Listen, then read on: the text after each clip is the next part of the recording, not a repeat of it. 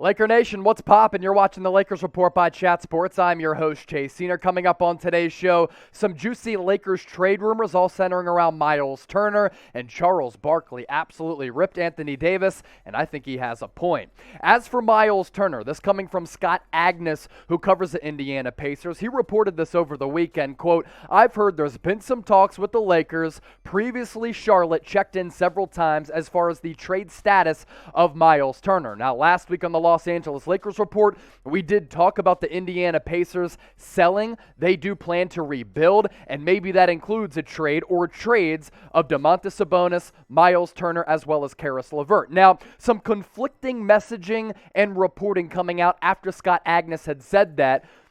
A lot of people saying that the Lakers have shown interest before in Myles Turner, but I think it's worth it to look into Myles Turner right now. I think he would aid a lot of the Lakers' problems that we've seen bubble to the surface this year on the offensive end of the floor, more importantly, on the defensive end of the floor. The Pacers are planning to rebuild, so I think it's smart. I think it's wise for that franchise to look into trading Myles Turner, Caris LeVert, and Domantas Sabonis. All three of those guys, different players, of course, who all play different positions, all have different skill sets, but all can net the Pacers back something really good in a trade. And I want to circle back to what Myles Turner had said last week about the situation in Indiana. He is not happy with the team that drafted him out of Texas several years ago. And Myles Turner, folks, still in his prime, in his mid-20s, under contract the next 2 years. Quote, "It's clear that I'm not valued as anything more than a glorified role player here, and I want something more. I want more opportunity. I'm not valued as more than a rotational role player, and I hold myself in a higher regard than that." And I agree with Myles Turner. I think he's a lot more than just a role player, and at times this year, he has looked like one of the best centers in the NBA. 13.5 points, 7.5 rebounds, little less than 3 blocks. He led the league in blocks last year, doing the same this year as well. And how about the growth that we've seen on the offensive end of the floor from Myles Turner? He was so raw coming out of the college ranks. This year, on more than 4 attempts per game, shooting almost 40% from 3. This is a big man who nowadays can be utilized in the modern-day NBA as a stretch big who can mix it up on the outside, around the perimeter, but also chop it up on the low block as well. Now, here's the problem with the Lakers. They do not have a lot of trade assets, and that's why a lot of people have kind of gone against that trade report about the Lakers being interested in Turner. Because if you're the Indiana Pacers, you want some legitimate players back. And if you canvass the landscape across the NBA, you can probably get better trade assets back than what the Lakers can offer, like Talen Horton-Tucker, Kendrick Nunn, Anthony Davis. Those are really the only trade chips on LA. And of course, don't rip me in the comment section yet. You're not going to trade away Anthony Davis for a player like Myles Turner because AD worlds ahead and worlds better than Myles Turner. But I do think that Turner would help cure a lot. We know that Anthony Davis doesn't really like to play the 5. He prefers playing the 4. DeAndre Jordan, Dwight Howard, they ain't it. In fact, I'd get rid of DeAndre Jordan. I've had Dwight Howard as the backup and Myles Turner as the starting center, as a guy who can stretch the floor offensively, be a rim-running big who can camp out around the three-point arc. He can guard and get out to the arc to guard some of those athletic big men. But if you need him to stick around down low and give you that physical brute force that Anthony Davis doesn't give you, because I think AD playing the 5 is a little bit soft defensively, Myles Turner would cure a lot of the Lakers' problems right now that we've seen happen and really transpire throughout this year, which is why we have been talking about an average basketball team at this point. You don't like it? Those are just the facts, and here on the Lakers Report, I keep it a buck. So grade Myles Turner as a player right now on an NBA 2K scale from 1 to 100, obviously 1 being his trash, 100 being his LeBron level. Let me know right now in the comment section. Now, Christmas is right around the corner, and there's really nothing better than waking up to some fresh gear on Christmas morning, unwrapping those gifts and seeing a shirt like this on your screen right here, And better yet, knowing that you got that gift while saving some cash, because let's be real, everybody's trying to save a buck, like I keep it a buck during the holiday season. This Lakers shirt, thanks to our friends at Fanatics, was $30, now on sale for just $18. Better yet, you don't even have to go out to shop. You can get this delivered to your doorstep by Christmas, but here's the deal. To get that deal, you have to use that link down below. It's chatsports.com/LakersT. That link for that deal, thanks to Fanatics, is going to be available in the description as well as the comment section of this video. Now to Anthony Davis.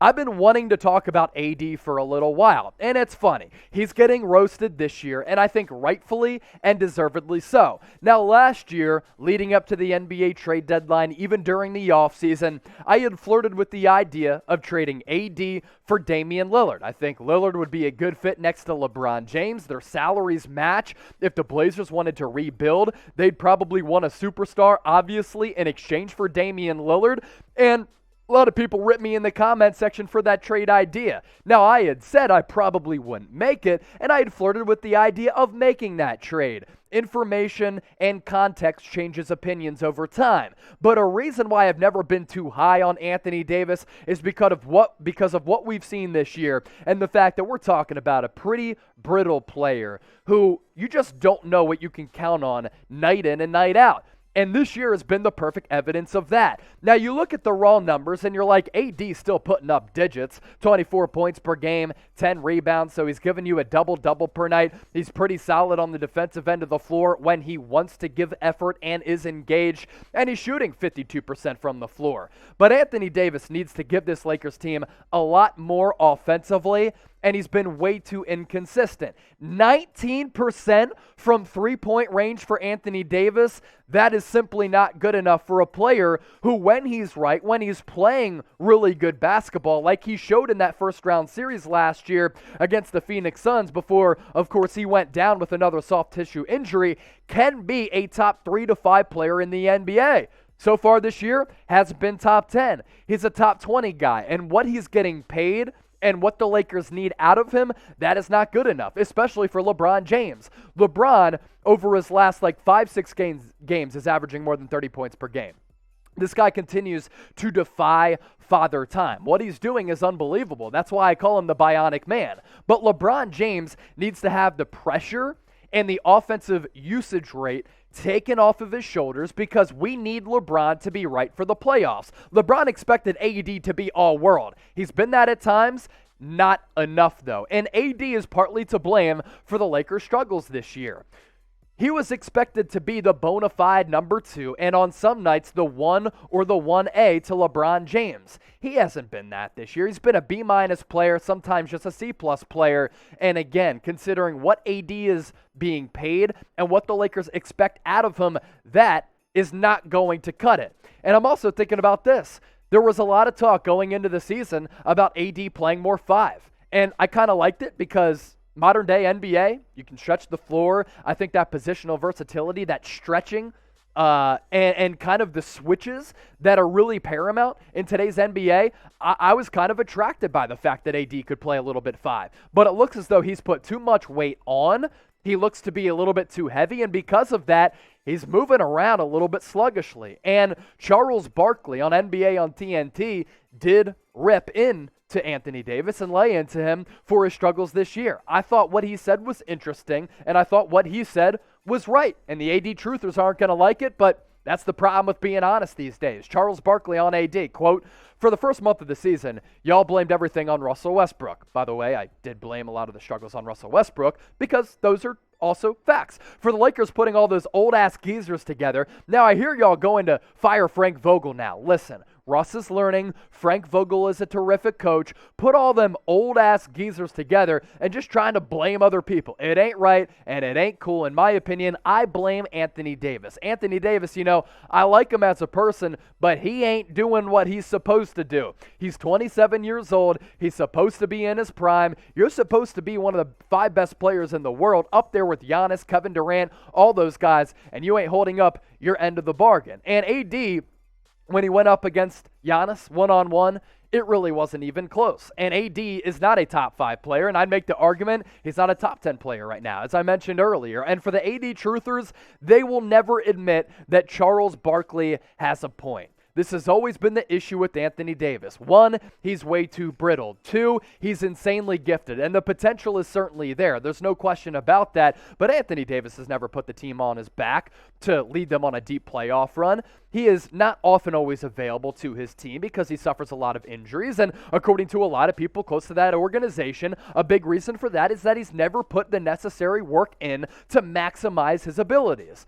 This is what I know about Anthony Davis and the Lakers this year. He has to be better in order for the Lakers to reach their expectations of competing for NBA championships. And if he doesn't do that and play up to his full capabilities, Lakers, they're going to get ousted early in the playoffs. And I know it's early to say that, but I just believe that to be true. So I want you to be honest. Next up in the comments section, grade Anthony Davis and his play, how he's performed this year.